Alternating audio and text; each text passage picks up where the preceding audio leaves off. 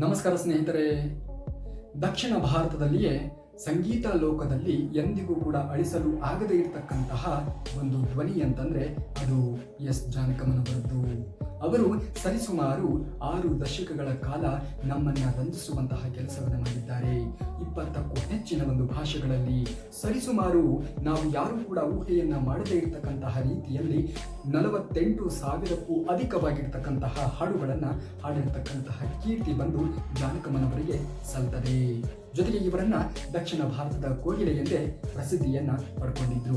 ಆ ಪರಿಯಾಗಿರ್ತಕ್ಕಂತಹ ತನ್ನ ಕಂಠದ ಮೂಲಕ ಆ ಪರಿಯಾಗಿರ್ತಕ್ಕಂತಹ ಸಂಗೀತ ಲೋಕದಲ್ಲಿ ತನ್ನದೇ ಆಗಿರ್ತಕ್ಕಂತಹ ಅಭಿಮಾನಿ ಬಳಗವನ್ನು ಹೊಂದಿದ್ರು ಎಸ್ ಜಾನಕಮ್ಮನವರು. ಇಂದು ಅವರ ಜೀವನದ ಯಶಸ್ಸಿನ ಬಗ್ಗೆ, ಅವರ ಜೀವನದ ಒಂದಿಷ್ಟು ಸ್ವಾರಸ್ಯಕರವಾಗಿರ್ತಕ್ಕಂತಹ ಸಂಗತಿಯ ಬಗ್ಗೆ, ಅವರ ಕುಟುಂಬದ ಬಗ್ಗೆ, ಅವರ ಜೀವನ ಯಾವ ರೀತಿಯಾಗಿತ್ತು, ನಿಜವಾಗಿಯೂ ಕೂಡ ಅವರ ಜೀವನ ನಮ್ಮೆಲ್ಲರಿಗೂ ಕೂಡ ಒಂದು ರೀತಿಯ ಮಾರ್ಗದರ್ಶನವೇ ಸರಿ. ಹಾಗಾದ್ರೆ ಬನ್ನಿ, ಇವತ್ತು ನಮ್ಮ ಎಸ್ ಜಾನಕಮ್ಮನವರ ಜೀವನದ ಒಂದಿಷ್ಟು ಸ್ವಾರಸ್ಯಕರವಾಗಿರ್ತಕ್ಕಂತಹ ಸಂಗತಿಯನ್ನ ಈ ವಿಡಿಯೋದ ಉದ್ದಗಲಕ್ಕೂ ನೋಡುವಂತಹ ಪ್ರಯತ್ನವನ್ನು ಮಾಡೋಣ. ಹಾಗಾಗಿ ವಿಡಿಯೋವನ್ನು ಎಲ್ಲೂ ಕೂಡ ಸ್ಕಿಪ್ ಮಾಡದೆ ಸಂಪೂರ್ಣವಾಗಿ ನೋಡಿ. ಹಾಗೂ ನೀವೇನಾದ್ರೂ ಎಸ್ ಜಾನಕಮ್ಮನವರ ಅಭಿಮಾನಿಗಳೇ ಆಗಿದ್ರೆ, ನೀವೇನಾದ್ರೂ ಎಸ್ ಜಾನಕಮ್ಮನವರ ಹಾಡುಗಳನ್ನ ಕೇಳಿದ್ದೆ ಆದರೆ ಯಾವ ಹಾಡು ನಿಮಗೆ ಅತ್ಯಂತ ಪ್ರಿಯವಾಗಿರ್ತಕ್ಕಂತಹ ಹಾಡು, ಹಾಗೆ ಯಾವಾಗಲೂ ಕೂಡ ನೆನೆಸಿಕೊಳ್ಳುವಂತಹ ಹಾಡು ಯಾವುದು ಎನ್ನುವುದನ್ನ ಕಮೆಂಟ್ ಬಾಕ್ಸ್ ಅಲ್ಲಿ ಕಮೆಂಟ್ ಅನ್ನು ಮಾಡಿ. ಎಸ್ ಜಾನಕಮ್ಮನವರ ಸಂಪೂರ್ಣವಾಗಿರ್ತಕ್ಕಂತಹ ಹೆಸರು ಬಂದು ಸಿಸ್ಲಾ ಜಾನಕಿ ಅಂತೇಳಿ. ಅವರು 1938 ಏಪ್ರಿಲ್ 23ರಂದು ಆಂಧ್ರ ಪ್ರದೇಶದ ಗುಂಟೂರು ಜಿಲ್ಲೆಯ ಪಲ್ಲಪಟ್ಲ ಎನ್ನುವಂತಹ ಗ್ರಾಮದಲ್ಲಿ ಜನಿಸ್ತಾರೆ. ಇವರಿಗೆ ಸಂಗೀತದ ಮೇಲೆ ಅಪಾರವಾಗಿರ್ತಕ್ಕಂತಹ ಪ್ರೀತಿ ಇತ್ತು. ಇವರ ಬಾಲ್ಯದಲ್ಲಿಯೇ ಸಂಗೀತವನ್ನ ಹಾಡುವಂತಹ ಕೆಲಸವನ್ನ ಮಾಡ್ತಾ ಇದ್ರು. ಎಲ್ಲೇ ವೇದಿಕೆ ಸಿಕ್ಕರೂ ಕೂಡ ಆ ವೇದಿಕೆಯನ್ನ ಸರಿಯಾದ ರೀತಿಯಲ್ಲಿ ಬಳಸಿಕೊಳ್ಳುವಲ್ಲಿ ಇವರು ಯಶಸ್ವಿಯಾಗ್ತಾ ಇದ್ರು. ಸಂಗೀತದ ಕಾರ್ಯಕ್ರಮಗಳನ್ನ ಚಿಕ್ಕ ವಯಸ್ಸಿನಿಂದಲೇ ಕೊಡುವಂತಹ ಕೆಲಸವನ್ನ ಮಾಡ್ತಾ ಇದ್ರು ಮತ್ತು ಶಾಸ್ತ್ರೀಯ ಸಂಗೀತವನ್ನ ಇವರು ಅಭ್ಯಾಸ ಮಾಡ್ತಾ ಇದ್ರು. ಅಂದಿನಿಂದಲೇ ತನ್ನ ಚಿಕ್ಕ ವಯಸ್ಸಿನಿಂದಲೇ ಸಂಗೀತದ ಮೇಲೆ ಅಪಾರವಾಗಿರ್ತಕ್ಕಂತಹ ಆಸಕ್ತಿಯನ್ನ ಒಳಗೊಂಡಿದ್ರು ಎಸ್ ಜಾನಕಮ್ಮನವರು. 1957ರಲ್ಲಿ ಚಿತ್ರಗಾಯನಕ್ಕೆ ಅವಕಾಶ ಇವರಿಗೆ ಒದಗಿ ಬರ್ತದೆ. ಅದೇ ವರ್ಷ ಹಲವಾರು ಭಾಷೆಗಳಲ್ಲಿ ಹಾಡುವಂತಹ ಅವಕಾಶ ಇವರಿಗೆ ಒದಗಿ ಬಂತು. ಯಾವುದೇ ಅವಕಾಶ ಇವರಿಗೆ ಒದಗಿ ಬಂದರೂ ಕೂಡ ಎಲ್ಲವನ್ನ ಹೇಗೆ ಸರಿಯಾದ ರೀತಿಯಲ್ಲಿ ಸದುಪಯೋಗ ಮಾಡಿಕೊಳ್ಳಬೇಕು ಅನ್ನುವುದನ್ನ ತುಂಬಾ ಚೆನ್ನಾಗಿ ಅರಿತಿದ್ರು. ಯಾವುದೇ ನಿರ್ದೇಶಕ ಬಂದು ಇಂತಹ ಹಾಡುಗಳನ್ನು ಹಾಡಬೇಕು ಎಂದು ಹೇಳಿದ್ದ ತಕ್ಷಣವೇ ಅದಕ್ಕೆ ಬೇಕಾಗಿರ್ತಕ್ಕಂತಹ ಎಲ್ಲ ತಯಾರಿಗಳನ್ನು ಮಾಡಿಕೊಂಡು ಅವರು ಹೇಳಿರೋಕ್ಕಿಂತ ಹೆಚ್ಚಿನದಾಗಿ ಹಾಡುವಂತಹ ಕೆಲಸವನ್ನು ಇವರು ಮಾಡ್ತಾ ಇದ್ರು. ಅವರ ಎಕ್ಸ್ಪೆಕ್ಟೇಷನ್ಗೂ ಕೂಡ ಮೀರಿರ್ತಕ್ಕಂತಹ ಒಂದು ಹಾಡುಗಳನ್ನು ಹಾಡುವಂತಹ ಶೈಲಿ ಎಲ್ಲರನ್ನೂ ಕೂಡ ಆಕರ್ಷಣೆ ಆಗುವಂತಹ ರೀತಿಯಲ್ಲಿ ಮಾಡ್ತಾ ಇತ್ತು.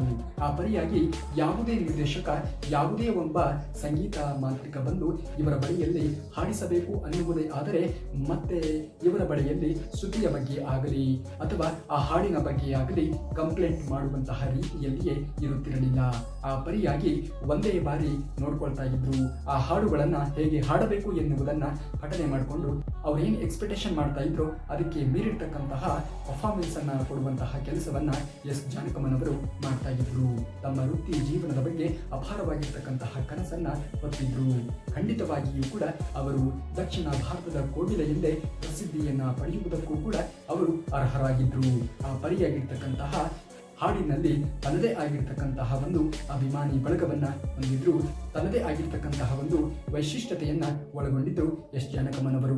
ಅವರ ಸುಮಧುರವಾಗಿರ್ತಕ್ಕಂತಹ ಧ್ವನಿ ದಕ್ಷಿಣ ಭಾರತದ ನಿರ್ದೇಶಕರ ಕಣ್ಣನ್ನ ಬೆರಗಾಗುವಂತೆ ಮಾಡಿತ್ತು. ಖಂಡಿತವಾಗಿಯೂ ಕೂಡ ಅವರ ಧ್ವನಿಯ ಹಿಂದೆ ಇರತಕ್ಕಂತಹ ರಾಗವನ್ನ ಅರಿತಿರ್ತಕ್ಕಂತಹ ದಕ್ಷಿಣ ಭಾರತದ ಅದೆಷ್ಟೋ ನಿರ್ದೇಶಕರು ಸಾಲುಗಟ್ಟಿ ಜಾನಕಮ್ಮನವರಿಂದಲೇ ಹಾಡಿಸಬೇಕು ಎನ್ನುವಂತಹ ನಿಟ್ಟಿನಲ್ಲಿ ಸಾಲಾಗಿ ನಿಂತುಕೊಂಡಿದ್ದು ಕೂಡ ಉಂಟು.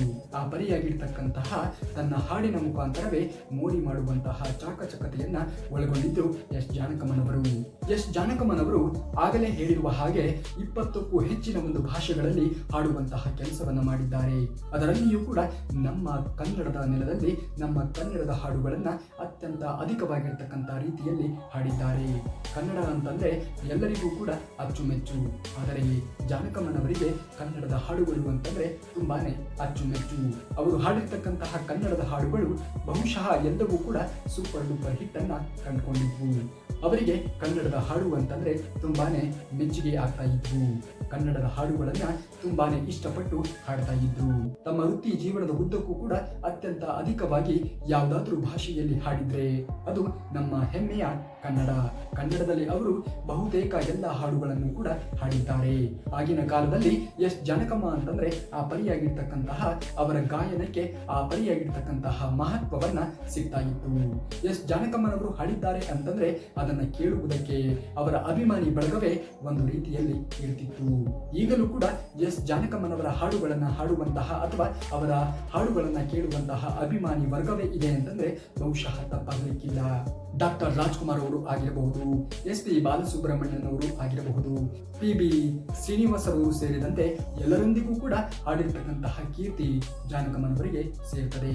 ತಮ್ಮ ಮಧುರವಾಗಿರ್ತಕ್ಕಂತಹ ಕಂಠದ ಮೂಲಕ ಎಲ್ಲ ಸಿನಿ ಪ್ರೇಕ್ಷಕರ ಎಲ್ಲ ಒಂದು ಸಂಗೀತ ಪ್ರೇಕ್ಷಕರ ಮನವನ್ನ ಗೆಲ್ಲುವಂತಹ ಕೆಲಸವನ್ನ ಮಾಡ್ತಾ ಇದ್ರು ಎಸ್ ಜಾನಕಮ್ಮನವರು.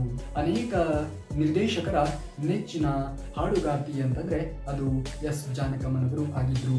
ಆ ಕಾಲದಲ್ಲಿ ಎಸ್ ಜಾನಕಮ್ಮನವರಿಗೆ ಬಹುತೇಕ ಬೇಡಿಕೆ ಇತ್ತು. ಅವರ ಹಾಡುಗಳನ್ನ ಕೇಳುವುದಕ್ಕೆ ಇಂಪಾಗಿದ್ವು. ಅವರ ಧ್ವನಿಯಲ್ಲಿ ಹಾಡಿಸಿದರೆ ತುಂಬಾನೇ ಹಿಟ್ ಆಗುತ್ತೆ ಅನ್ನುವಂತಹ ನಂಬಿಕೆಯೂ ಕೂಡ ಆಗಿನ ಕಾಲದಲ್ಲಿ ಇತ್ತು. ಹಾಗಾಗಿ ಅನೇಕ ನಿರ್ದೇಶಕರ ನೆಚ್ಚಿನ ಗಾಯಕಿ ಎಸ್ ಜಾನಕಮ್ಮನವರು ಆಗಿದ್ರು. ಅವರು ರಾಮ್ ಪ್ರಸಾದ್ ರವರನ್ನ ವಿವಾಹವಾಗ್ತಾರೆ. ಕುಟುಂಬದ ಜೀವನವನ್ನ ಅತ್ಯಂತ ಸರಳವಾಗಿ ನಡೆಸಿಕೊಂಡು ಸಂಗೀತವನ್ನೇ ತಮ್ಮ ಜೀವನದ ಆಸ್ತಿಯನ್ನಾಗಿ ಮಾರ್ಪಡಿಸಿಕೊಂಡು ಜೀವನವನ್ನ ಮಾಡಿಕೊಂಡು ಬಂದಂತವರು ನಮ್ಮ ಎಸ್ ಜಾನಕಮ್ಮನವರು. ಇನ್ನು ಅವರಿಗೆ ದೊರಕಿರ್ತಕ್ಕಂತಹ ಒಂದಿಷ್ಟು ಪ್ರಶಸ್ತಿಗಳನ್ನು ನಾವು ನೋಡದೆ ಆಯಿತು ಅಂತಂದ್ರೆ 4 ರಾಷ್ಟ್ರೀಯ ಚಲನಚಿತ್ರ ಪ್ರಶಸ್ತಿಗಳು ಇವರಿಗೆ ಲಭಿಸಿದ್ವು. ಜೊತೆಗೆ ಕರ್ನಾಟಕ ರಾಜ್ಯೋತ್ಸವ ಪ್ರಶಸ್ತಿಯನ್ನು ಕೂಡ ಇವರು ತಮ್ಮ ಮುಡಿಗೇರಿಸಿಕೊಂಡಿದ್ದರು. ಜೊತೆಗೆ ಮೈಸೂರು ವಿಶ್ವವಿದ್ಯಾಲಯದಿಂದ ಕೊಡ್ತಕ್ಕಂತಹ ಡಾಕ್ಟರೇಟ್ ಪ್ರಶಸ್ತಿಯನ್ನು ಕೂಡ ಇವರು ಪಡ್ಕೊಂಡಿದ್ರು. ಇನ್ನು ಅನೇಕ ರೀತಿಯ ರಾಜ್ಯ ಮತ್ತು ರಾಷ್ಟ್ರೀಯ ಗೌರವವನ್ನ ಪಡೆದುಕೊಳ್ಳುವಂತಹ ಕೆಲಸವನ್ನ ಮಾಡಿದ್ರು ಎಸ್ ಜಾನಕಮ್ಮನವರು. ಎಸ್ ಜಾನಕಿಯವರನ್ನ ಎಲ್ಲ ಅಭಿಮಾನಿಗಳು ಪ್ರೀತಿಯಿಂದ ಜಾನಕಮ್ಮ ಎಂದು ಕರೀತಾ ಇದ್ರು. ಅವರು ಕೂಡ ಅಷ್ಟೇ ಪ್ರೀತಿಯಿಂದ ಎಲ್ಲರನ್ನೂ ತನ್ನ ಮಕ್ಕಳ ರೀತಿಯಲ್ಲಿಯೇ ಪ್ರೀತಿಸುವಂತಹ ಕೆಲಸವನ್ನು ಮಾಡ್ತಾ ಇದ್ರು. ಯಾರೇ ಅವರ ಮನೆಯ ಬಾಗಿಲಿಗೆ ಹೋದರೂ ಕೂಡ ಎಲ್ಲರನ್ನ ಬಾಚಿ ತಪ್ಪಿಕೊಳ್ಳುವಂತಹ ಕೆಲಸವನ್ನ ಮಾಡ್ತಾ ಇದ್ರು. ಯಾರೇ ತನ್ನ ಅಭಿಮಾನಿ ಎಂದು ಬಂದರೂ ಕೂಡ ಎಲ್ಲರನ್ನ ಪ್ರೀತಿಯಿಂದ ಕಾಣುವಂತಹ ಕೆಲಸವನ್ನ ಮಾಡ್ತಾ ಇದ್ರು ಎಸ್ ಜಾನಕಮ್ಮನವರು. ಅವರ ಸರಳವಾಗಿರ್ತಕ್ಕಂತಹ ಜೀವನ ಶೈಲಿ ಮತ್ತು ವಿನಯಶೀಲವಾಗಿರ್ತಕ್ಕಂತಹ ವ್ಯಕ್ತಿತ್ವಕ್ಕಾಗಿ ಅವರು ಪ್ರಸಿದ್ಧಿಯನ್ನ ಪಡ್ಕೊಂಡಿದ್ರು. ಜಾನಕಮ್ಮ ಅಂತಂದ್ರೆ ಎಲ್ರಿಗೂ ಕೂಡ ಅಚ್ಚುಮೆಚ್ಚು. ತನ್ನ ಜೀವನದ ಕೊನೆಯ ದಿನಗಳನ್ನು ಅವರು ಮೈಸೂರಿನಲ್ಲಿ ಇರತಕ್ಕಂತಹ ತನ್ನ ನಿವಾಸದಲ್ಲಿ ಕಳೀತಾರೆ. 2026 ಜುಲೈ 11ರಂದು ಅವರು 88ನೇ ವರ್ಷದಲ್ಲಿ ವಯೋಸಹಜವಾಗಿರ್ತಕ್ಕಂತಹ ಕಾಯಿಲೆಯಿಂದ ಬಳಲ್ತಾ ಇದ್ರು. ಅವರು ನಮ್ಮನ್ನ ಅಗಲುವಂತಹ ಗಳಿಗೆ ಬಂತು. ಸಂಗೀತ ಲೋಕದಲ್ಲಿ ತನ್ನದೇ ಆಗಿರ್ತಕ್ಕಂತಹ ಛಾಪನ್ನ, ತನ್ನದೇ ಆಗಿರ್ತಕ್ಕಂತಹ ಸಾಮ್ರಾಜ್ಯವನ್ನು ಕಟ್ಟಿರ್ತಕ್ಕಂತಹ ಎಸ್ ಜಾನಕಮ್ಮನವರು ನಮ್ಮನ್ನ ಅಗಲುವಂತಹ ಗಳಿಗೆಯೂ ಕೂಡ ಬಂದುಬಿಟ್ಟಿತು. ಆ ಸುದ್ದಿಯನ್ನು ಕೇಳಿರ್ತಕ್ಕಂತಹ ಇಡೀ ಚಿತ್ರರಂಗವೇ ಅವತ್ತಿನ ದಿನ ಶೋಕ ಸಾಗರದಲ್ಲಿ ಮುಳುಗಿದ್ದರು. ತನ್ನ ಅಭಿಮಾನಿಗಳೆಲ್ಲರೂ ಕೂಡ ದುಃಖದ ಸಾಗರದಲ್ಲಿ ಮುಳುಗಿದ್ದರು. ಇದೇ 2026 ಜುಲೈ 11ರಂದು ಅವರು ನಮ್ಮನ್ನ ಅಗಲಿದರು. ಅವರ ಜೀವನ ನಮ್ಮೆಲ್ಲರಿಗೂ ಕೂಡ ಒಂದು ರೀತಿಯ ಮಾರ್ಗದರ್ಶನವೇ ಸರಿ. ಅವರ ವೈಯಕ್ತಿಕವಾಗಿರ್ತಕ್ಕಂತಹ ಯಾವುದೇ ರೀತಿಯಾಗಿರ್ತಕ್ಕಂತಹ ಕಷ್ಟಗಳನ್ನು ಎಂದೂ ಕೂಡ ಹೇಳಿರ್ತಕ್ಕಂತಹ ವ್ಯಕ್ತಿ ಅವರಾಗಿರಲಿಲ್ಲ. ಎಷ್ಟೇ ಕಷ್ಟಗಳಿದ್ದರೂ ಕೂಡ ಎಲ್ಲವನ್ನ ಮೆಟ್ಟಿ ತನ್ನ ಕಷ್ಟಗಳನ್ನು ಯಾರ ಮುಂದೆಯೂ ಕೂಡ ಹೇಳುತ್ತಿರಲಿಲ್ಲ. ಸದಾ ಕಾಲ ನಗು ನಗುತ್ತಾ ತನ್ನ ಕೆಲಸದಲ್ಲಿಯೇ ಪ್ರಾಮುಖ್ಯತೆಯನ್ನ ಪಡೆದುಕೊಳ್ಳುವಂತಹ ಕೆಲಸವನ್ನ ಮಾಡ್ತಾ ಇದ್ರು ಎಸ್ ಜಾನಕಮ್ಮನವರು. ಎಸ್ ಜಾನಕಮ್ಮನವರು ಅವರು ಕೇವಲ ಒಬ್ಬ ಗಾಯಕಿ ಮಾತ್ರ ಅಲ್ಲ. ಎಸ್ ಜಾನಕಮ್ಮನವರು ಅವರು ಒಂದು ಯುಗ ಅಂತಂದ್ರೆ ಬಹುಶಃ ತಪ್ಪಾಗ್ಲಿಕ್ಕಿಲ್ಲ. ಅವರೇ ಒಂದು ರೀತಿಯ ಭಾವನೆ ಅಂತಂದ್ರೂ ಕೂಡ ಬಹುಶಃ ತಪ್ಪಾಗ್ಲಿಕ್ಕಿಲ್ಲ. ಅವರ ಧ್ವನಿ ಎನ್ನುವುದು ಮುಂದಿನ ಎಷ್ಟೇ ತಲೆಮಾರು ಬಂದರೂ ಕೂಡ ಅವರೆಲ್ಲರಿಗೂ ಕೂಡ ಪ್ರೇರಣೆಯಾಗಿಯೇ ಉಳಿಯುತ್ತದೆ. ಇದಿಷ್ಟು ಎಸ್ ಜಾನಕಮ್ಮನವರ ಬಗ್ಗೆ ಒಂದಿಷ್ಟು ವಿಚಾರವನ್ನು ನಿಮಗೆ ತಿಳಿಸುವಂತಹ ಪ್ರಯತ್ನ. ನಿಮಗೆ ಎಸ್ ಜಾನಕಮ್ಮನವರ ವಿಡಿಯೋ ಇಷ್ಟವಾಗಿದ್ದರೆ ತಪ್ಪದೇ ವಿಡಿಯೋಗೆ ಲೈಕ್ ಮಾಡಿ ಹಾಗೂ ಚಾನಲ್ನ ಸಬ್ಸ್ಕ್ರೈಬ್ ಮಾಡಿಕೊಡಿ.